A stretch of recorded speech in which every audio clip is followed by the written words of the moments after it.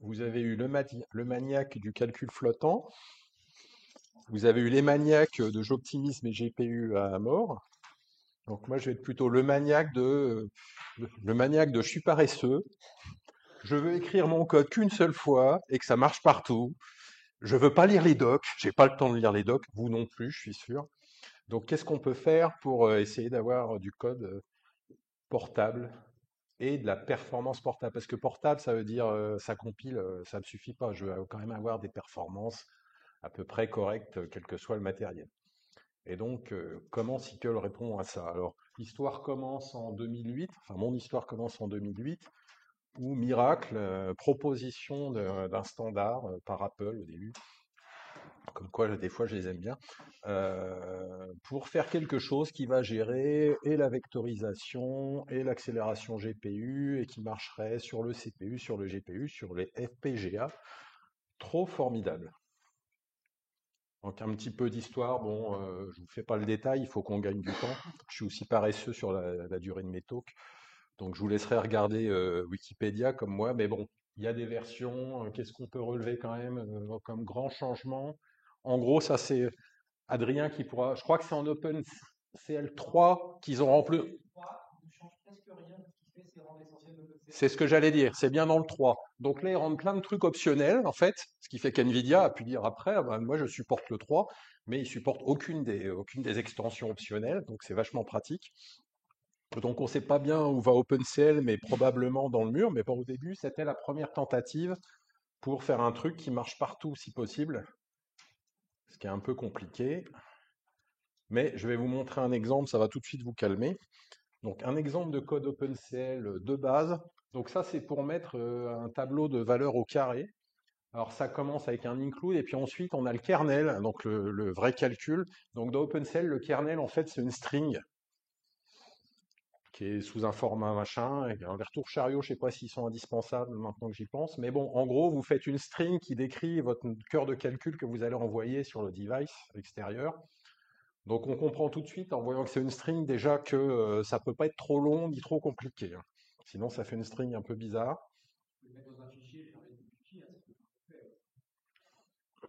D'ailleurs, Compute avec un K qui est basé sur Vulkan fait ce genre de choses, mais pour Vulkan en C++, déjà. Bon, alors, contre-argument sur la string. Alors après, il y a un peu de boilerplate code quand on fait de l'OpenCL à la main. Donc là, je crée ma plateforme, je regarde, j'essaye de trouver une plateforme, ensuite j'essaye de trouver un device, j'en ai plusieurs, j'ai éventuellement des codes d'erreur. Là, je lui dis, je veux un GPU, il le cherche. Ensuite, je crée un contexte. Ensuite, je crée une queue qui va me permettre de communiquer avec mon device. Ensuite, je crée un objet programme qui en fait récupère ma string de tout à l'heure et je lui dis ça, en fait, c'est le source de mon kernel. Puis après, je lui dis, bon, bah, tu me le compiles, s'il te plaît. Donc là, ça veut dire, on sent bien que c'est au runtime que le kernel va être compilé en s'adaptant au device que j'ai choisi avant. Une fois que je lui ai dit, tu me compiles mon programme, je lui dis, bon, en fait, mon programme compilé, c'est vraiment un kernel. Il faut que je lui redise parce qu'il n'est pas encore bien sûr, par exemple. Ah, il y a toujours des bonnes raisons, je pense, hein. Bah après, moi, quand je vois qu'un programme, ça commence comme ça, déjà, je commence à avoir des gouttes qui perdent et de me dire, si, il va falloir que je la lise, la doc, laisse suer. Là, je crée des buffers pour faire mes échanges d'entrée-sortie, ça, on n'y échappera jamais. Et ensuite, alors là, c'est là que ça devient vraiment rigolo. Pour chaque argument que je vais donner à mon kernel, je dois faire un appel pour préparer mon argument que je vais passer au kernel plus tard. Donc, si je lance un calcul qui a 10 arguments, je dois faire 10 appels de fonction pour préparer mes arguments. Ensuite, là, je demande enfin le calcul, j'attends que ça finisse. Ensuite, j'ai des ordres à envoyer pour récupérer mes résultats. Et avec tout ça, j'ai réussi, à la fin, je dois tout nettoyer. Avec tout ça, j'ai réussi à mettre mon tableau de chiffres au carré. Bon, on voit qu'il y a un peu, voilà, ils ont fait le choix d'être en C pour être, si possible, portable avec plein de matériel, plein de langages, plein de surcouches éventuellement. Bon, bah voilà, c'est super, super verbeux. Jamais personne écrira ça à la main, surtout pas un physicien. Bon, on peut s'empresser de faire des surcouches C++ qui facilitent les choses, mais en fait, ce qui devait arriver arriva, c'est-à-dire que à force de faire des surcouches C++, enfin en 2013, il y a une proposition pour monter d'un cran et proposer quelque chose qui est que en C++, mais qui permet de simplifier tout ça. Alors après, du coup, la nouvelle norme, donc SYCL, elle est complètement liée au langage. SYCL, c'est du C++. Alors un tout petit peu d'histoire. Donc au départ, ça a été proposé par Codeplay, je crois qu'ils font du jeu au départ, hein. Ils font du soft de jeu. C'est le Chronos Group qui reprend, qui a déjà repris OpenCL aussi, qui fait Vulkan, enfin le Chronos Group, hein, vous voyez que dans le monde dont on parle aujourd'hui, c'est un peu une entité inévitable et qui fait du bon boulot. Intel rejoint le jeu en 2016. Alors pourquoi? Parce qu'ils voulaient le support des FPGA, parce qu'Intel venait de racheter un Altera. Donc du coup, ils ont des FPGA, ils se sont dit, ah, OpenCL pour des FPGA, bonne idée. Donc Intel rentre en jeu. On a SYCL 2.2 2016, alors on passe du C++ 11 au 14, on supporte le nouvel OpenCL. Ensuite, Xilinx, les autres qui font du FPGA rejoignent la team pour faire un support à SYCL. Et 2020, grosse étape, c'est-à-dire qu'en 2020, ils décident grosso modo avant, la sous-couche, le back-end, comme on dit, était toujours de l'OpenCL. En 2020, ils disent, bon, c'est plus forcément de l'OpenCL. Donc à partir de là, on peut faire des implémentations SYCL qui discutent directement avec du CUDA, par exemple. C'était sûrement l'intention, en fait. Pour Intel, ça permet à Intel de créer un back-end qu'ils appellent le level 0, quelque chose comme ça. Donc c'est pour leur propre matériel, ils vont pas forcément passer par OpenCL non plus. Ils ont leur propre interface derrière. Et puis là, Intel est à fond, hein, c'est-à-dire que ils ont commencé là et ensuite ils ont mis une folie au niveau de tous leurs développeurs dessus. Ils ont jeté leurs vieux compilos pour tout réécrire en LLVM. Enfin, ils sont à fond. Chez eux, je vais en reparler un petit peu, ça s'appelle OneAPI en fait, SYCL. Et là, on va jusqu'à la révision 6 2022 où là, on passe en C++ 17, qui change pas mal la donne aussi parce que ça permet de simplifier l'écriture du code à condition de savoir manipuler des lambdas en C++, mais on s'y fait vite.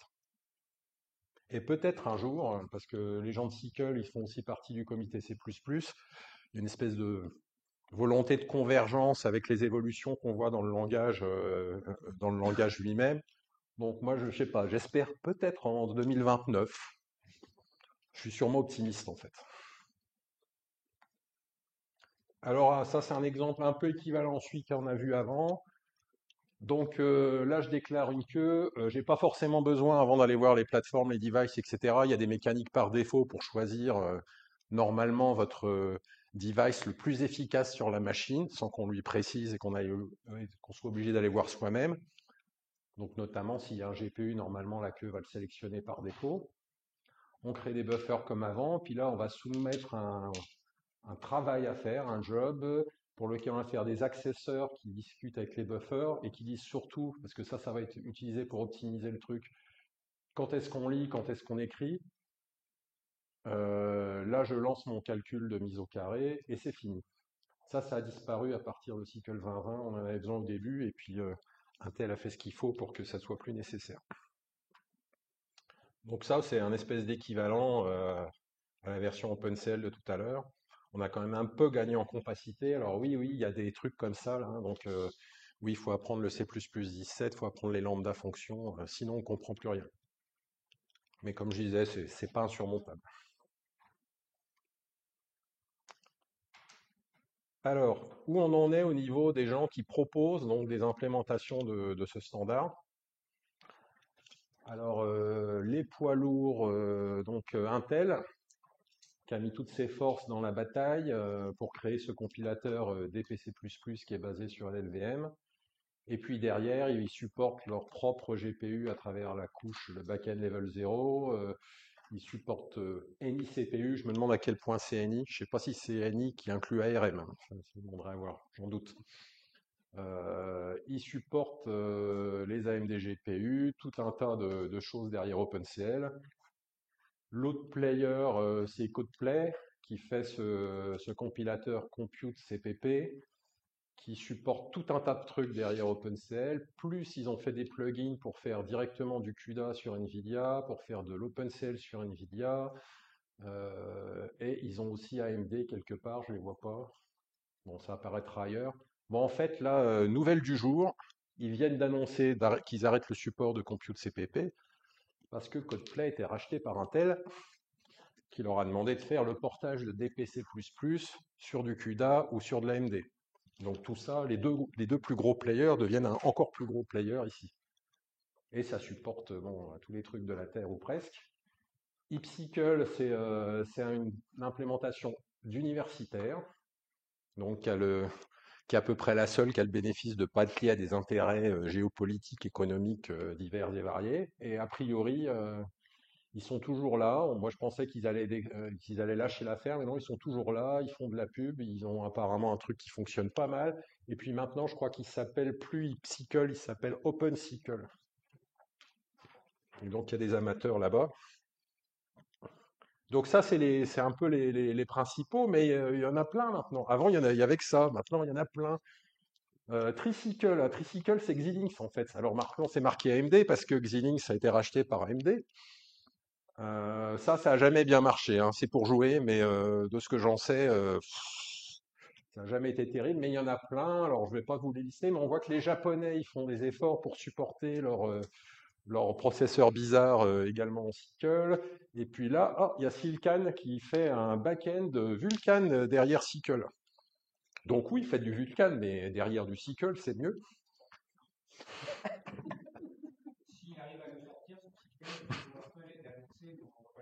D'accord, bref. Dans le deuxième slide, c'est surtout des trucs annoncés. Je ne parle pas forcément de trucs. Mais pour dire que ça bouge, quoi, hein, il se passe des choses. Et puis donc un petit mot sur la version Intel, qui est quand même le big player là dans l'affaire. Donc qu'on lancé OneAPI, enfin qu'on d'abord rejoint vers 2016, je crois, quand ils ont racheté Altera, ils ont rejoint le groupe des industriels qui faisaient des implémentations. Puis ils ont annoncé OneAPI en 2018.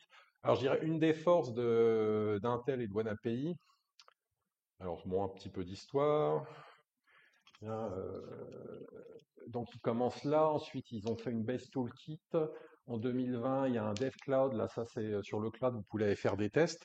D'ailleurs, comme nos brillants administrateurs locaux n'ont pas réussi à installer OneAPI sur Must, pendant le TP demain, soit vous avez réussi vous à installer OneAPI sur votre PC, comme on a suggéré, mais si vous n'y êtes pas parvenu, vous pourrez faire un compte, ou vous avez déjà fait peut-être un compte sur le DevCloud d'Intel, ce qui permet de se connecter et de faire des tests SQL.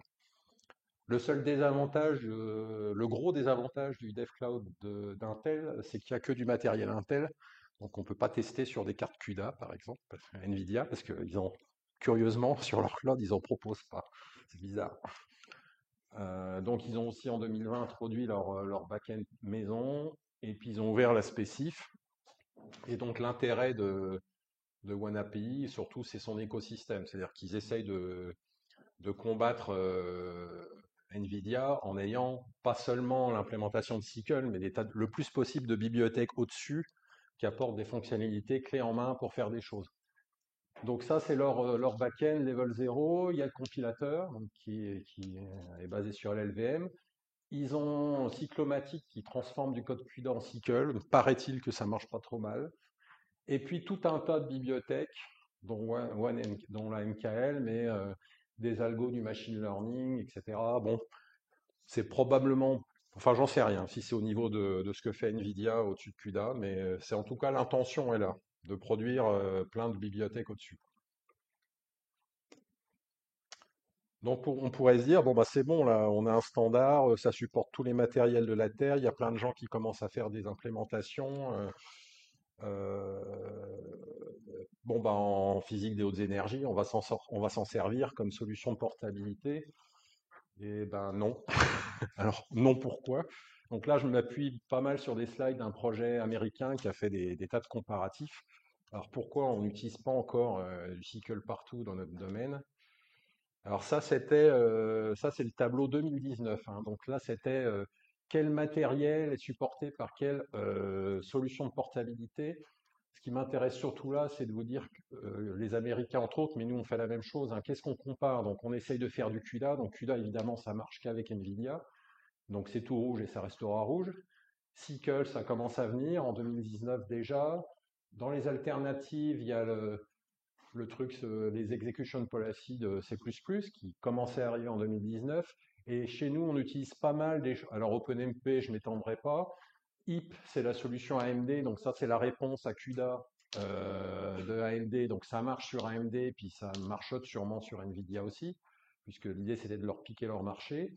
Et nous on utilise aussi Alpaca et Cocos, c'est des espèces de surcouches légères en template C++ pour essayer d'avoir un peu de portabilité, et notamment entre le monde Nvidia et le monde AMD à l'époque.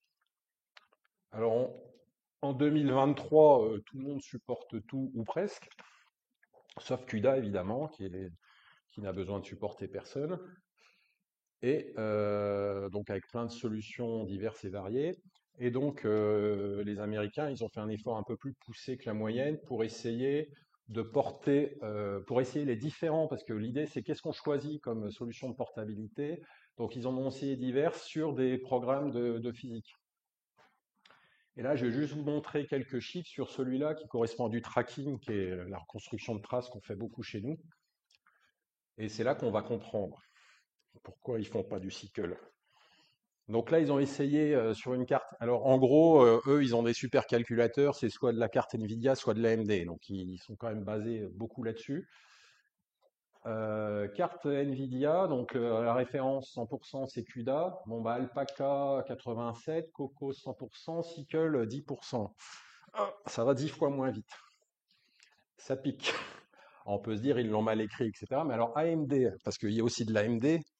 Alors là, c'est la catastrophe ultime. La référence, donc c'est Ips chez AMD, 100%. Alpaca, il fait un peu mieux. Coco, s'il est à moitié prix. Et alors là, Cycle, 3% des performances. Je suis pas sûr qu'ils aient eu un expert Cycle qui ait fait tout ce qu'il faut pour bien l'implémenter, mais quoi qu'il en soit, c'est des tests faits par des gens qui bossent pour la physique, les mêmes gens qui vont écrire du vrai code. Donc même si c'est du code pas bien optimisé, c'est quand même c'est porteur de sens quand même sur la facilité d'utiliser ou d'avoir de la perf. Donc là, ça c'est quand même très très louche. Mais voilà, ça explique pourquoi les Américains ils ont dit bon bah nous on va faire du Alpaca parce qu'Alpaca c'est une petite couche au-dessus de CUDA AMD.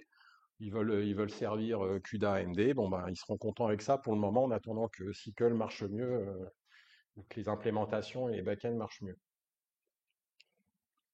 Ça permet encore une fois de dire que la portabilité du code, c'est bien, mais il faut aussi avoir une portabilité de la perf. Il faut avoir un peu de perf derrière, sinon ça sert à rien d'être capable de compiler. Donc moi, je soupçonne que ça a été très très mal écrit. Et puis moi, je veux pas, dans nos projets, je pense qu'il faut pas qu'on cible que NVIDIA et AMD. Il faut que les FPGA, c'est intéressant. Moi, j'apprécie d'avoir un code qui peut aussi calculer sur un CPU s'il n'y a pas de GPU sur la machine à l'instant T. Donc je reste sur Cycle, mais on voit qu'il y a encore du chemin à faire. Et donc quelques conclusions. Donc mauvaise nouvelle, on a de la fonctionnalité, de la portabilité des fonctions, mais de la perf, ça reste à prouver encore. Mais j'ai bon espoir que ça viendra. Les mauvaises nouvelles, c'est que l'installation et le building, bah, ça, la portabilité, on peut toujours courir. C'est-à-dire que le code SQL maintenant, il est facile, simple. On l'écrit qu'une fois. Alors par contre, pour installer les implémentations, les backends, faire les makefiles qui marcheraient sur différentes implémentations, etc., c'est un cauchemar et ça changera pas, je pense. Donc bon, alors chez nous, on peut dire bah, les chercheurs vont écrire le code SQL propre et puis les ingénieurs derrière vont ramer sur toutes les ressources de calcul pour faire les installations qui vont bien. On peut espérer fonctionner comme ça. Mais de toute façon, c'est un problème qui n'a pas de solution, quoi. Chaque implémentation, chaque backend, il a une procédure d'installation plus ou moins compliquée et puis différente, quoi. On a standardisé la façon d'écrire le code, mais la façon de l'installer, de le compiler, etc., ça reste différencié et je pense pas que ça sera uniformisé un jour. Et alors pareil pour les outils de debugging, hein. Évidemment, là, on veut des outils de debugging qui marcheraient sur SQL. idéalement, quel que soit l'implème, bon, bah, c'est trop difficile parce que les implémentations sont trop différentes, les matériels qui sont derrière sont trop différents. Donc, par rapport à quelqu'un qui dit, moi, je fais du CUDA, rien que du CUDA, qui a un super écosystème avec les méga outils de NVIDIA, évidemment, là, si on fait du SQL, c'est un peu plus rude de ce côté-là. Bon, j'ai quand même quelques bonnes nouvelles pour finir. C'est que malgré tout, hein, on a vu qu'il y a quand même un mouvement de fond, je pense, sur le fait que SQL soit supporté assez largement. Le poids d'Intel joue beaucoup pour faire avancer tout ça. Hein, il y a eu une vraie différence quand ils ont commencé à s'intégrer là-dedans.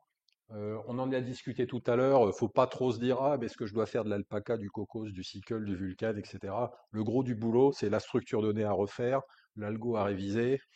On le fait une fois, puis après de passer de l'un à l'autre, c'est la partie facile entre guillemets. Donc faut pas trop se prendre la tête là-dessus. Et puis, même si la performance n'est pas phénoménale à la fin, en fait, quand on a fait ce travail-là, on a amélioré son code, on a amélioré sa doc, on a mieux écrit, même en séquentiel, ça ira plus vite. Donc, il n'y a pas de raison de ne pas y aller. Bon, enfin, je pense que si vous êtes à l'école là, vous n'avez pas besoin d'être convaincu, normalement. Alors oui, on devait faire, c'était une intro au TP normalement. Bon, je suis un peu parti ailleurs, mais Pas grave. TP demain, bon bah voilà, selon que vous avez OneAPI sur votre machine, si vous ne l'avez pas encore installé, vous pouvez essayer. Sinon, vous pouvez essayer de vous faire un compte. Je pense qu'on vous a envoyé par mail l'adresse mais sinon vous faites OneAPI DevCloud Intel, vous trouvez l'adresse et puis ça va assez vite de demander une entrée.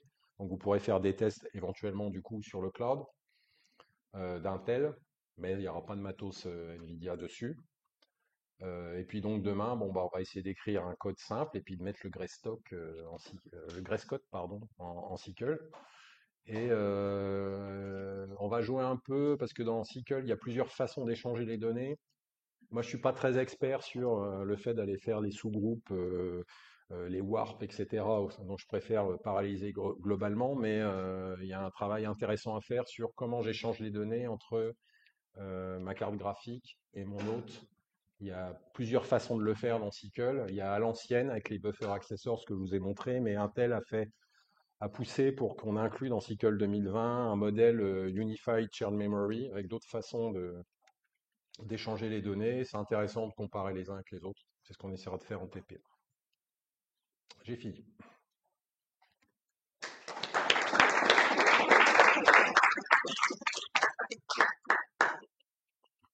Alors le temps que j'aille voir Adrien, un truc que t'as pas dit, c'est alors d'accord, on n'a pas pu installer SQL sur Must parce que CentOS 7 c'est n'importe quoi, mais ça tout le monde le sait et que c'est pas supporté par SQL et que un truc que tu dis pas, c'est que pour avoir SQL, il faut installer le Intel Base Kit qui fait à peu près 16 gigas et puis après il faut installer le Nvidia Backend machin qui fait à peu près autant et donc au final, tous ceux qui ont essayé le savent, c'est pas trivial non plus, hein.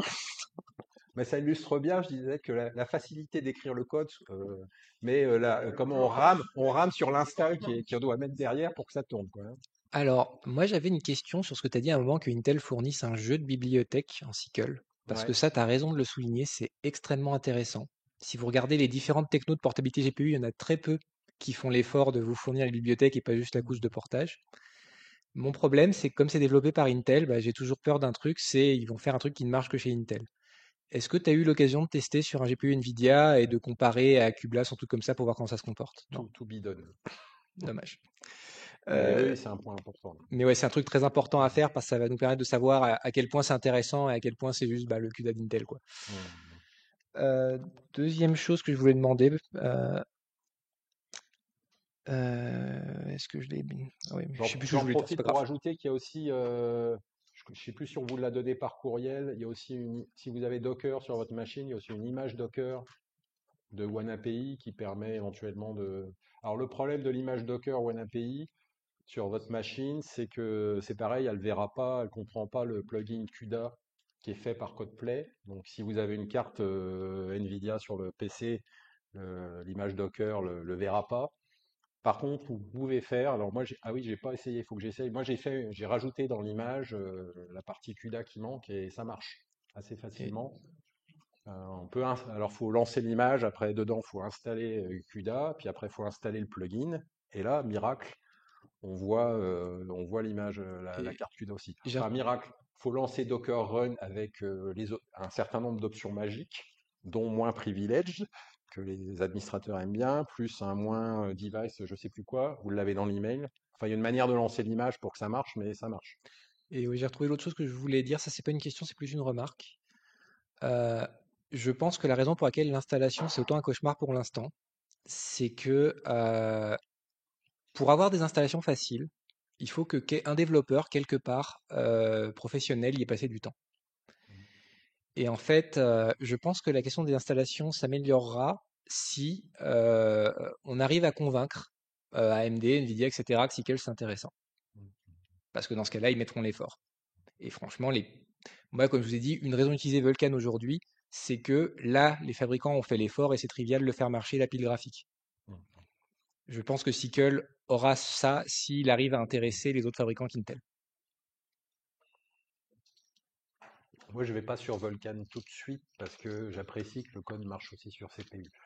Même si dans la vraie vie, sur les vrais programmes, ça reste encore à voir qu'un programme arrive à être efficace sur l'un ou l'autre. Merci. Tu commençais à l'aborder à la toute fin, j'ai l'impression, mais dans quelle mesure Cycle est pensé pour programmer des architectures hétérogènes? Là, il supporte à la fois le CPU et le GPU. Tu peux écrire dans un même code donc un échange entre les deux. Euh, et potentiellement, mais ça c'est pareil, je connais personne qui a réussi à le faire, mais il faut être expert un peu. Il y a aussi le support FPGA potentiellement, qui peut être intéressant. Donc, a priori, une des idées, et c'est aussi pour ça qu'Intel est parti à fond dessus, hein, c'est que comme peut-être un jour ils nous sortiront la fameuse carte dont on entend parler depuis 50 ans, de la même carte où il y aura du FPGA plus le CPU, plus un GPU, voire plus un DSP ou que sais-je, et que le même modèle de programmation permettra de piloter tout ça et de les faire discuter.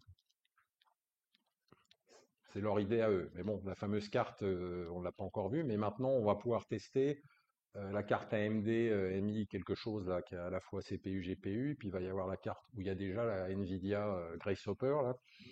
Ce sera intéressant de voir aussi si on arrive à exploiter comme ça à la fois le CPU et le GPU en même temps.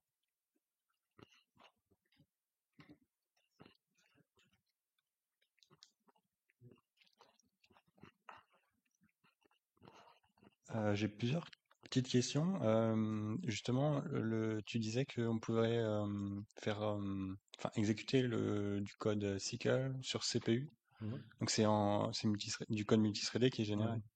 Et quand est-ce que tu décides ça? Est-ce que c'est à la C'est quand tu fais compilation? ta queue, tu fais un choix de device, et éventuellement tu lui dis je veux un device de type CPU, et il va te sélectionner. Et alors là, dans mon exemple, mais juste une seule queue, mais tu peux en faire plusieurs, une pour ton GPU, une pour ton CPU, et puis ensuite faire des échanges de données entre tout ça, etc. Ok. Et le choix du back-end, c'est à la configuration du projet, c'est ça? C'est à l'install, ouais, je pense. Ok. Alors là, j'ai jamais vu d'installation où tu as à la fois une certaine implémentation de SQL, il va pouvoir répondre, et puis plusieurs back-ends à la fois. Enfin, moi, sur ma machine là où j'ai installé, moi, j'y connais rien en installation, hein, j'ai poussé des boutons et il me montre plusieurs plateformes. Ouais, alors, je sais pas si la plateforme, c'est la notion de back-end, mais je crois.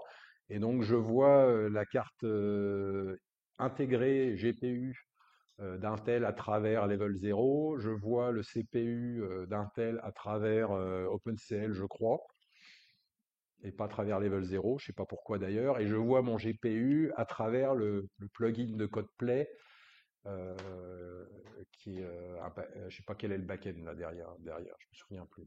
Coding, backend spécial CodePlay.